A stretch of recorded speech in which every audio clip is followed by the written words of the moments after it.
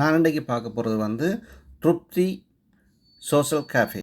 வணக்கம், என் பேர் வந்து மகேஷ் நிலேஸ்வர். நான் வந்து சச்சேஸ் அந்த நாட் ஃபார் ப்ராஃபிட் நடக்கிறேன். நாங்கள் வந்து இங்கே திருப்தி சோஷியல் கேஃபேன்னு மிலிகன் பார்க் உள்ள ஒரு கேஃபே நடக்கிறோம்.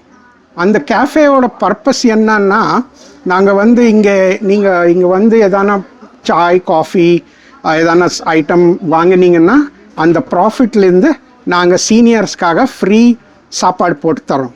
ஸோ அதனால தான் we have started this Trupti Social Cafe, and what we do is we provide free hot meals to seniors.